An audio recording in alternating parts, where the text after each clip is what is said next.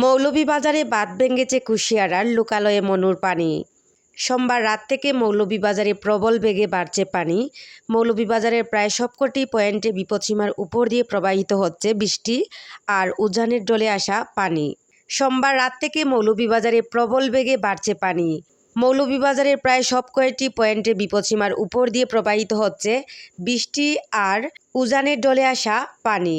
এর ফলে মৌলভীবাজার সদর উপজেলার হামরকুনায় কুশিয়ারার পানি উপচে প্রতিরক্ষা বাঁধ ভেঙে জনপদে প্রবেশ করছে পানি। মঙ্গলবার 2 জুলাই সকালে খলিলপুর ইউনিয়নের হামরকুনা গ্রামে পানির তলে প্রতিরক্ষা বাঁধ ভেঙে যায়।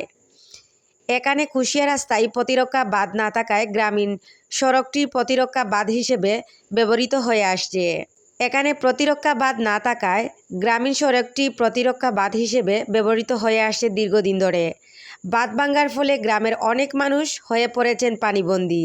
পানি উন্নয়ন বোর্ড পাউব ও স্থানীয় সূত্রে জানা গেছে, শেরপুর কুশিয়ারার পানি বিপদসীমার 17 সেন্টিমিটার উপর দিয়ে প্রবাহিত হচ্ছে।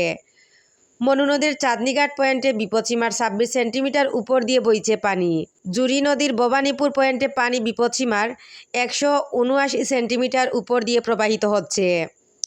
মৌলভীবাজারের মনু নদীর রেলওয়ে ব্রিজ পয়েন্টে মঙ্গলবার দুপুর পর্যন্ত পানি বিপদসীমার 7 সেন্টিমিটার নিচ দিয়ে প্রবাহিত হয়েছে।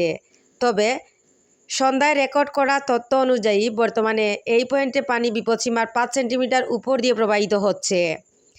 জেলার দোলাই নদীর রেলওয়ে ব্রিজ পয়েন্টে নদীর পানি বিপদসীমার 1 সেন্টিমিটার নিচ দিয়ে প্রবাহিত হচ্ছে। পাউব মৌলভীবাজার কার্যালয় সূত্রে জানা গেছে, খলিলপুর ইউনিয়নের যেদিকে বাঁধ ভেঙে কুশিয়ারা নদীর পানি গ্রামে ঢুকেছে সেই এলাকায় পাউবর কোনো বাঁধ নেই।